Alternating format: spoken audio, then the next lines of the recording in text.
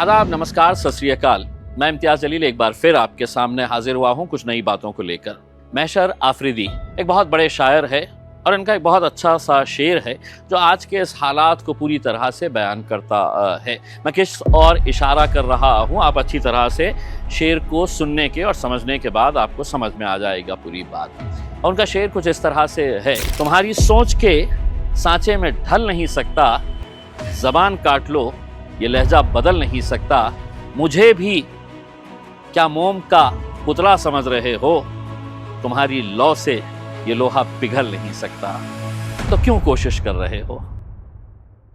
यह है वो डॉक्यूमेंट्स जिसके अंदर करोड़ों रुपये का खेल खेला गया है। ये डॉक्यूमेंट्स शायद किसी आम आदमी के ताल्लुक से होते तो अभी तक इन्फोर्समेंट डायरेक्टोरेट पूरी तरह हरकत में आ गई होती, सीबीआई का एंटी करप्शन विंग पूरी तरह से अपने काम पे लग गया होता, या कुछ नहीं तो यहाँ का इनकम टैक्स डिपार्टमेंट अभी तक नोटिस भेज दिया होता कि भाई बताइएगा, ये तो करोड़ों का मामला है, ये करोड़ आए कहाँ से करके। लेकिन चूंकि मामला एक मंत्री से ताल्लुक़ रखता है, बड़ा मंत्री है और बार बार कि उप मुख्यमंत्री और सरकार के अंदर उसका कितना वज़न है, ये दिखाने के लिए बार बार लोगों को बताते रहता है। तो शायद यही वजह है कि एजेंसीज खामोश बैठे हुए हैं और हुकूमत भी जो बड़ी दूध की धुली अपने आप को बताती है वो भी इस बारे में खामोशी इख्तियार किए हुए है। साथ ही साथ वो राजनीतिक पार्टियां जो अपने आप को बड़ा साफ़ सुथरा बताते हैं, उनके नेताओं ने भी चुप्पी साध ली है। शायद इसकी वजह ये हो सकती है कि जो काम ये मंत्री जी ने किए हैं, शायद ऐसे ही कुछ काम दूसरे नेताओं ने भी किए हैं। तो इसीलिए सब ये सोच रहे होंगे कि हम इसके अंदर क्यों कूदी मारे, हम क्यों इसके ऊपर कुछ बोले, क्योंकि हमारा भी मामला कुछ ये मंत्री जी के जैसा ही है। तो शायद यही वजह से ये सब खामोश बैठे हुए हैं।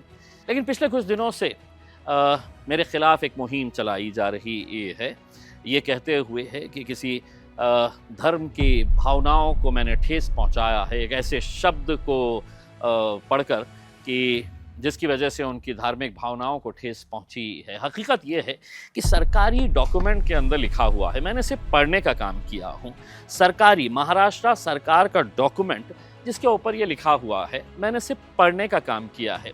अगर गुनाह सिर्फ पढ़ने का है तो शायद उन्हें ऐसा लग रहा होगा कि महाराष्ट्र सरकार को ये छूट है।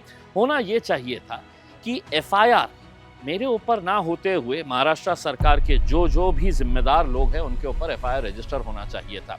लेकिन मंत्री जी का हुक्म था, पुलिस डिपार्टमेंट को, पूरे पुलिस के अधिकारियों को ये हुक्म था कि इम्तियाज़ जलील के ख़िलाफ़ औरंगाबाद शहर के पूरे पुलिस स्टेशन के अंदर एफआईआर दर्ज होनी चाहिए।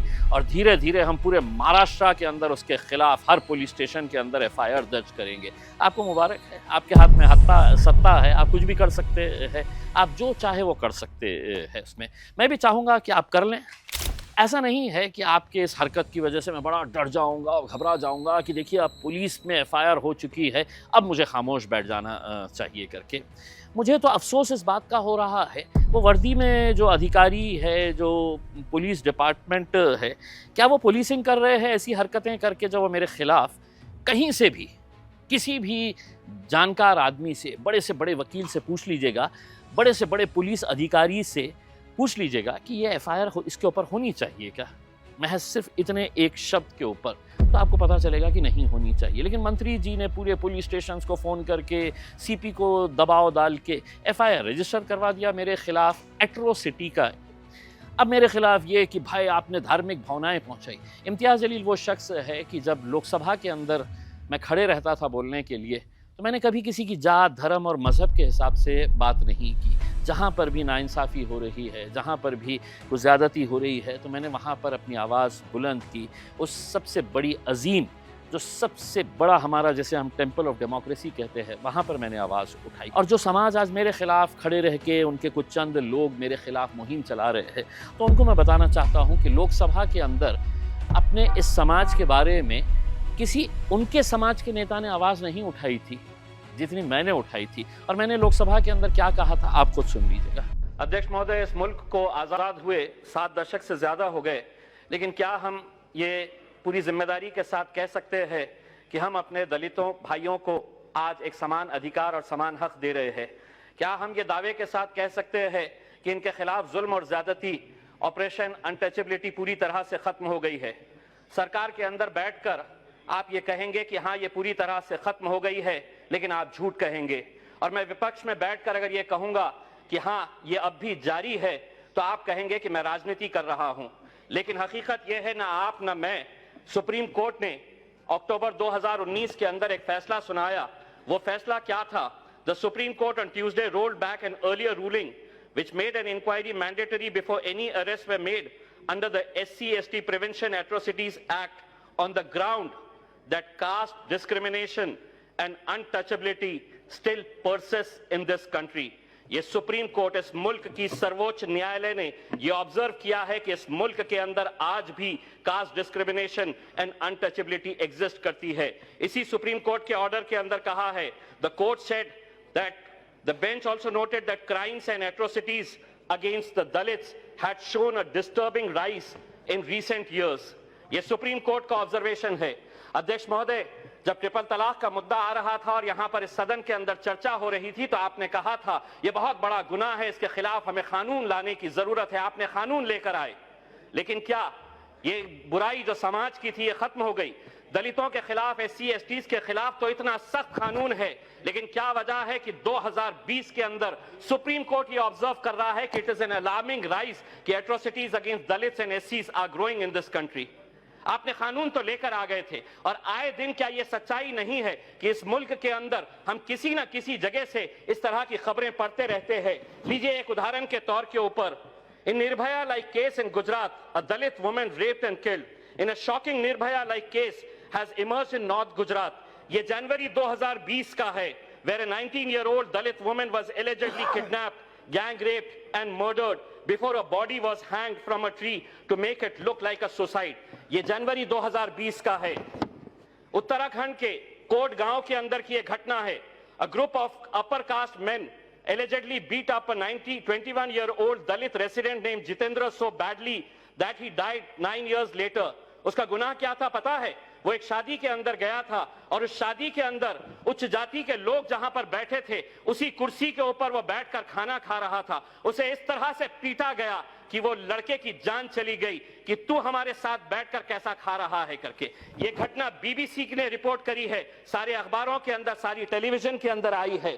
अध्यक्ष महोदय, आज हम जिस बात के ऊपर चर्चा कर रहे हैं वो यही बात के ऊपर चर्चा कर रहे हैं कि कितने करोड़ रुपए सोशल जस्टिस को दिए गए हैं, इंसाफ के नाम के ऊपर SC/STs को कितना पैसा दिया गया है। मेरा यह कहना है कि अगर आप आज 1 लाख करोड़ रुपए की घोषणा कर दे, और अगर हमारी मानसिकता और अगर हमारी सोच नहीं बदले, तो मेरे हिसाब से वो 1 लाख करोड़ क्या 10 लाख करोड़ भी कोई मायने नहीं रखेंगे। अगर इस समाज के खिलाफ, अगर हमारे देखने का नजरिया, उनकी तरफ हमारी जो देखने की नजरिया है वो अगर नहीं बदलेगा, तो कोई पैसा मायने नहीं रखेगा। बजट के अंदर इस बात के फैसले लिए जाते हैं कि कितना पैसा आ रहा है। क्या यह हकीकत नहीं है कि दलित समाज का आज भी एक ऐसा वर्ग है जो पढ़ना चाहता है? अध्यक्ष महोदय, मेरे घर में जो काम करने वाली बाई है, जिसे हम मौसी कहते हैं, महाराष्ट्र के अंदर मौसी किसे कहते हैं? अपनी मां की बहन को मौसी कहते हैं। उसकी 2 बच्चियां हैं, एक 19 साल की है, एक 21 साल की है, पढ़ना चाहती है। मेरे घर में उसकी मां काम करती है, लेकिन आए दिन उसका पति इस बेरहमी के साथ उन बच्चियों को मारता है, उसकी पत्नी को मारता है। क्योंकि आज इस मुल्क की यह सच्चाई है कि एक तरफ आप उनके नाम के ऊपर हजारों करोड़ रुपए की स्कीम दे रहे हैं, और दूसरी तरफ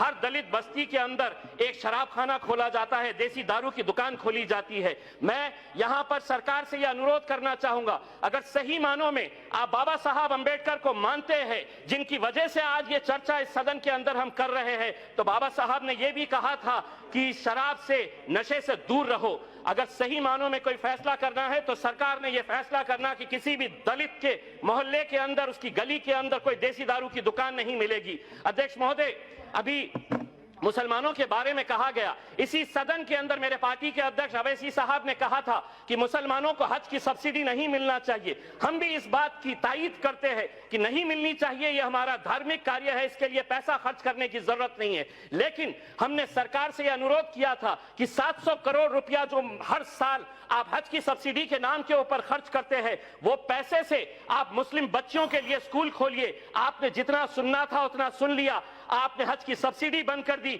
लेकिन एक भी मुसलमानों के लिए स्कूल नहीं खोला गया है। अध्यक्ष महोदय, दूसरी बात मैं ये कहना चाहता हूं, अगर आज हमको दलित समाज की भलाई के बारे में, अध्यक्ष महोदय सिर्फ 1 मिनट, अध्यक्ष महोदय, अगर आज हमको दलित समाज की भलाई के बारे में यह करना है तो उनको एजुकेशन के अंदर प्रमोट करने की जरूरत है, डिमांड ड्रिवन स्कॉलरशिप देने की जरूरत है। यह नहीं है कि इतना पैसा उन्हें दो, इतने में जितने बच्चे आएंगे, वैसा नहीं है। अध्यक्ष महोदय, जितने बच्चे पढ़ना चाह रहे हैं उन सब के लिए डिमांड ड्रिवन स्कॉलरशिप खोलिए, वरना अध्यक्ष महोदय सिर्फ 30 सेकंड, अध्यक्ष महोदय, ये इतनी आसान बात नहीं है। ये ऐसा वायरस नहीं है कि कोई मंत्री रोड के ऊपर खड़े रहेगा और ये कहेगा गो कोरोना गो, कोरोना गो, गो कोरोना गो, और ये कोरोना चले जाएगा। पूरी दुनिया इससे परेशान है। अगर दलितों को सही मानों में अगर हमें इंसाफ दिलाना है तो एक बहुत ईमानदार कोशिश की जरूरत है और उम्मीद करते हैं कि सरकार ये ईमानदार कोशिश करेगी। बहुत बहुत धन्यवाद। तो अब मैं इंतज़ार कर रहा हूँ, 2 रिमाइंडर्स भेज चुका हूँ महाराष्ट्र के मुख्यमंत्री आदरणीय देवेंद्र फडणवीस साहब को और हमारे महामहिम राज्यपाल साहब को कि मुझे थोड़ा सा वक्त दे दे। मैं ये जितने सबूत जमा किया हूँ, बड़ी मुश्किल से किया हूँ, तो वो पूरे के पूरे सबूत आपके पास लाकर मैं दे देता हूँ। मैं इंतज़ार कर रहा हूँ कि कब उनके तरफ से बुलावा आएगा और वो कहेंगे कि नहीं, हम भ्रष्टाचार के खिलाफ लड़ाई लड़ रहे हैं और आप हमारे पास आइए करके। लेकिन उनकी खामोशी अभी तक एक शक पैदा कर रही है कि बेटा तुम भी खाओ, हम भी खाते हैं, हम सब मिल के खाते हैं। वरना क्या वजह है कि इस मुद्दे के ऊपर जो जवाब देना चाहिए वो मुद्दे के ऊपर तो कोई जवाब ही नहीं दे रहा है। मंत्री जी तो खामोश बैठे हुए हैं और साफ तरीके से उन्होंने कह दिया है कि उसके आरोपों से मेरा कुछ नहीं होने वाला है। मैं भी जानता हूं कि नहीं होने वाला है, मैं भी जानता हूं कि इतना आसान नहीं है एक भ्रष्ट सिस्टम के खिलाफ खड़े रहना, लड़ना, और मैं इस भ्रष्ट सिस्टम के खिलाफ खड़ा हूं, लड़ रहा हूं और आगे भी लड़ता रहूंगा। मुझे मालूम है कि दिक्कतें बहुत आएंगी, अलग अलग तरह के इल्ज़ाम आएंगे, लेकिन ये लड़ाई हम जारी रखेंगे।